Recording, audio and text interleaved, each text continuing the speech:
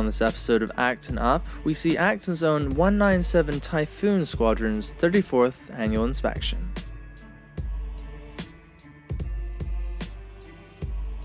Keith Smith represented the Air Cadet League of Canada, while Cassandra Engelby was the Master of Ceremonies. The inspection was held at Royal Canadian Legion, Branch 197 in Acton.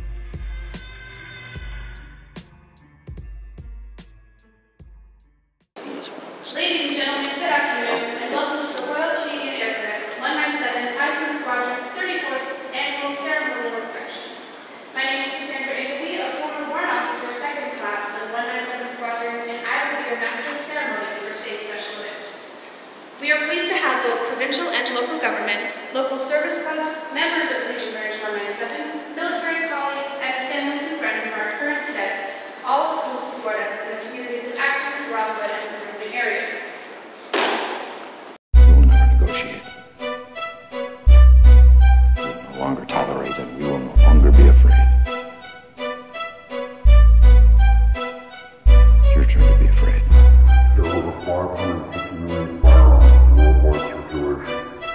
That's one firearm for every 12 people on the planet. The only question is, how many are there left?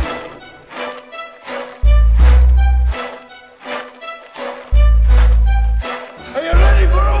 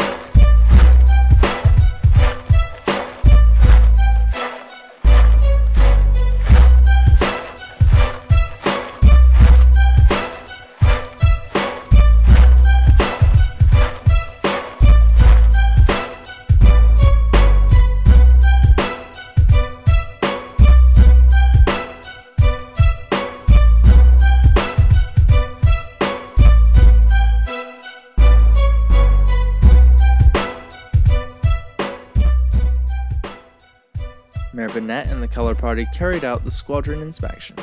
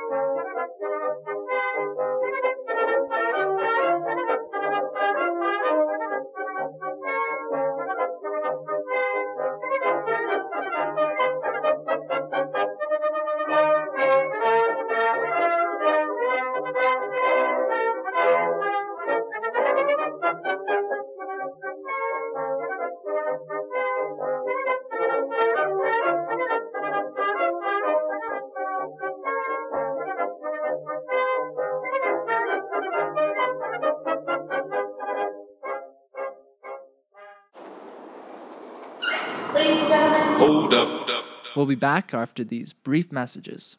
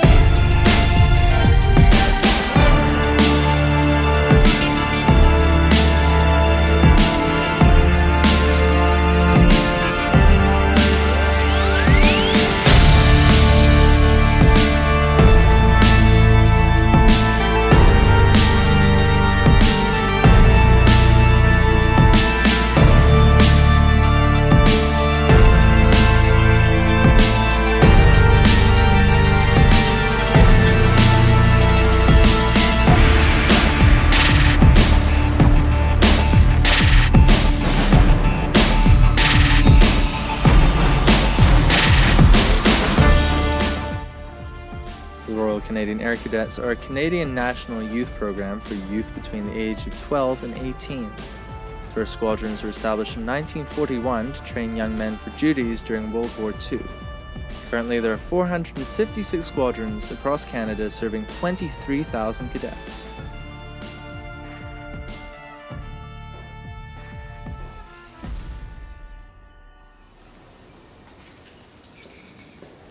It's Warrant Officer 2nd Class Alessio Luna's final year with the cadets.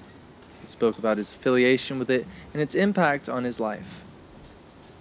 Good afternoon, friends, families, officers, and honored guests. It has been a distinct pleasure to call 197 home for the past 5 years. The place where I've developed who I am. The place where I first learned about aviation and showed light to my dream. A home that I won't forget, 197 Typhoon Squadron. Looking back on when I first joined, two names come to mind. Happy Jack and Anthony. Happy Jack, also known as Flight Sergeant Mowat, over there in the left corner, told me about the program at school one day. More accurately, he was a pest. Cadets, you know when you're at FTX and there's a mosquito that keeps bringing in your ear? That was Happy. The final push from my brother, Anthony, convinced me to join and give it a try.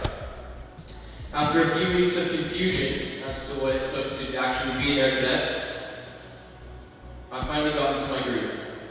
And here we are 5 years later. I know it sounds cliche, but I think that it's indescribable how the people I have met, the experiences I have had, how they have shaped me into who I am today. The cadet program has provided me with countless opportunities to grow, learn new skills, develop my leadership qualities, push my limits, and create friendships that will last a lifetime. One of the first friendships I made in the cadet program was with my squadron commander during my first year. And he gave me one piece of advice that stuck with me throughout 5 years. He said, leave a legacy behind. Fellow cadets, your remaining years in the program will help you more than you could ever realize in the moment. It's up to you how far you want to go. The more that you put in, I'm going to say it again, the more you put into this program, the more you will get out of it. Don't be afraid to try something new. Speak to someone you don't know, or step out of your comfort zone. With this, you will maximize your experience and build lasting memories. Something you cannot recreate anywhere for 197. This program would not be where it is today without the guidance and dedication of our officers. From the stories I've heard from across Canada, we are fortunate to have among the elite leaders that we do. From Lieutenant Dobbs and his wizardry in aviation, and Captain Nuttall helping me learn that punctuality is key. To Lieutenant Dobbs B, treating us as if we were their own children. And our commanding officer, Captain Legge, providing us with unconditional support while each of us reached our fullest potential. They don't just show up here every Tuesday night as if they're going to work. They just care so much about our development, and over the past 5 years, I've come to realize how grateful I am. To the officers of 197, thank you.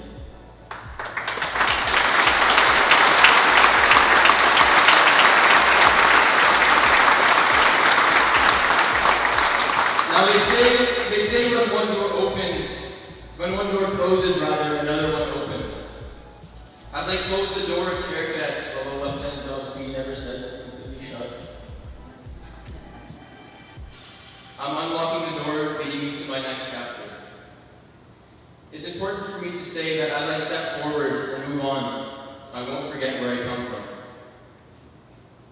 My roots are here in Acton. They have grounded me and will continue to do so throughout my future. It has been a ride full of ups and downs, long nights polishing my boots, unforgettable moments in the air that will stay with me forever. Thank you, parents, for always being there.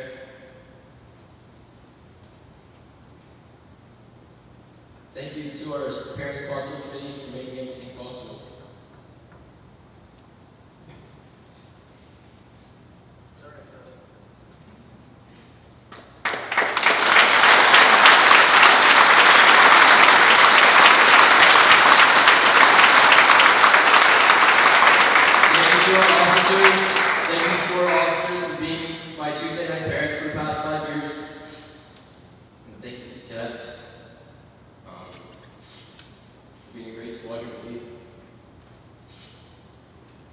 Retired Colonel Chris Hadfield once said, or still says today, focus on your loves and talents. Every day is preparation for what lies ahead. And the sky is not the limit, it's just the beginning. Thank you.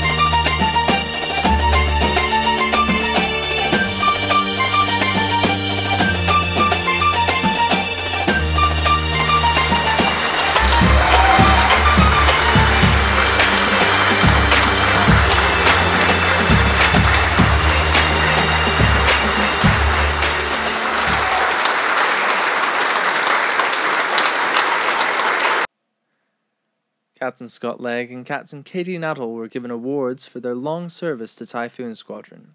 This will be Kati's last year with the cadets.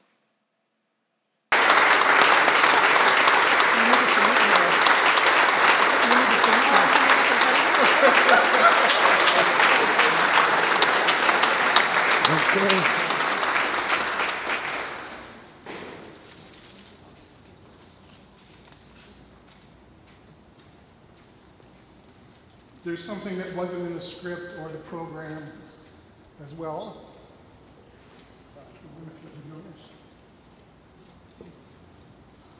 Actually, if I could do the honors for both of you, because a little surprise.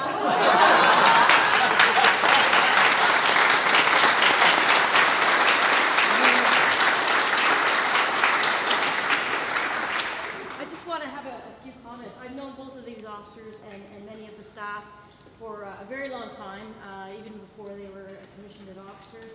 They're very, very dedicated. To the parents of this group, you're very lucky to have these excellent officers. I told her I would make her cry.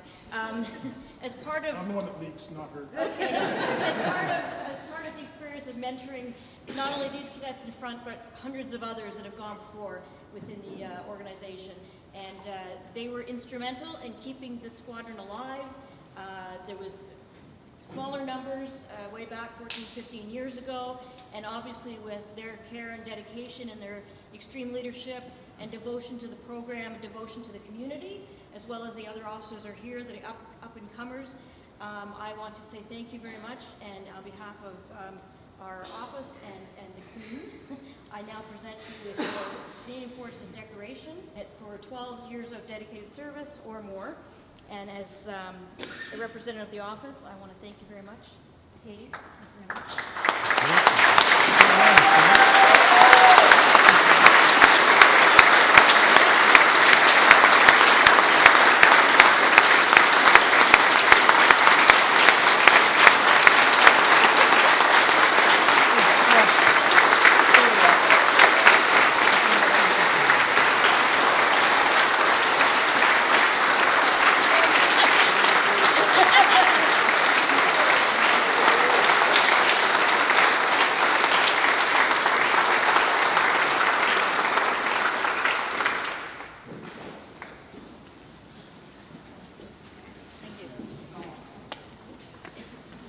We talked to Kati after the presentation. We're here with Captain Kati Nuttall. She's with 197, former commanding officer. Kati, tell us what happened today. Well, today was our cadets' annual ceremonial review, which is an event that marks the end of their training year, and they get to show off to parents and honored guests what they've learned all year, what they've spent the year doing. So, as we were talking, you made it very clear this is an event about the cadets, not, That's right. not the officers. Right. But this does happen to be your final year with the cadet program. It does. So, 14 years. Yes. Were you in cadets when you were a youth? I wasn't. I wanted to be in cadets when I was younger. Mm-hmm. My father actually served in World War II, and because of the age gap, didn't agree that girls were part of the military, and that girls shouldn't join cadets. So I didn't get to be a cadet when I was a kid. But my son and my daughter joined 15 years ago. My son stayed in the program right to the end. My daughter didn't enjoy it as much, so she left. Mm-hmm. So I started just as a parent volunteer and went into uniform 12 years ago, and here we are today. Well, if there's a lesson or maybe a couple lessons that maybe applied to yourself or to working with youth or over those 14 years, what would that lesson be? Or I think the biggest lesson is that as adults, we're required to set an example if we want the youth to follow it. I hear people all the time talk about how teenagers are so awful and how teenagers, mouth off and that kind of thing. And I think what as adults we really need to understand is they do what they see us do. So if adults aren't setting a good example, then the teenagers don't have one to follow. So if we think that the teenagers are being bad, then we need to look at ourselves and figure out why. Yes. Thank you, Captain. Okay, Good luck. thank you. Thanks. Mayor Bonnette, so we just finished the ceremony. What was your impression? Oh, I was very impressed with the Air Cadets, Typhoon Squadron 197, and they have such skills, and to see the drills and everything else. You know, it's a wonderful organization. You know, lots of times they get asked, there's nothing for our kids to do. Well, join the Air Cadets. You got the Army Cadets and you got the Navy Cadets, and these are free programs. You don't have to put out money for to join, and they get lifelong skills, leadership skills, and interaction, and how to work with teams, and that's something that they can take for the rest of their life. Some of the skills that they learn. They had a bit of a change of leadership today. There's some new officers coming in and new youth coming in. You've dealt with a lot of community leaders. What's the importance of people in our community who maybe aren't involved stepping up to the plate? Yeah, I think that's very important. I mean, you know, today Kati Nuttall was saying that you know, she got a pin today and stepping down after 14 years of being out once a week with the Air Cadets, and you know, we have 5 retirees from the Air Cadets that are going to go on to wonderful adventures in their life. So I just talked to one gentleman who's just going to be becoming an officer, who stepped up, and his 2 daughters in the program, and I think it's important. I mean, if you don't have, you know, as the old expression goes, it takes a community to raise a child, so it takes all kinds of people from different walks of life, whether it's a baseball coach, a hockey coach, or an officer of the Air Cadets, to help raise these people, and and this is for our youth, and our youth that you see in the Air Cadets, they're all going to be fine citizens. They got that discipline and everything else, so we hope to see more officers coming in, and I know they have one lined up. Brian, I was just talking to him, and he doesn't have his uniform yet, but he's going to become an officer and be training these kids, so it's a wonderful program. Awesome. Thank you so much. Great, thank you. I'll take my water. So oh yeah, not like those 4 coffees. We're here with Warrant Officer Luna. He's one of the senior cadets today and one of the retirees, I believe, as they call them when you move on from cadets. So, Warrant Officer Luna, how was today? It was unreal. I mean, I've been doing annuals for 5 years now, and this one was different because not only am I a senior, but I'm getting that opportunity to just thank everyone the one last time. How do you, when you were 5 years ago, when you were new to the cadet program, do you imagine yourself in this situation? Do you think it would end up like this? Yeah, so when I first joined, I didn't, kind of geeky, I'm going to be honest. It wasn't something that was appealing to me, and then as soon as I sort of got over the fact that, yeah, it's kind of geeky, but you know, there's great people that are there, and there's a lot of skills that you can learn that I've learned through the 5 years that I've been there. So when I first joined, it wasn't something that I was looking forward to the next 5 years of my life. It just sort of developed and compounded, and then now I am here today. You told us about skills that maybe you developed or learned.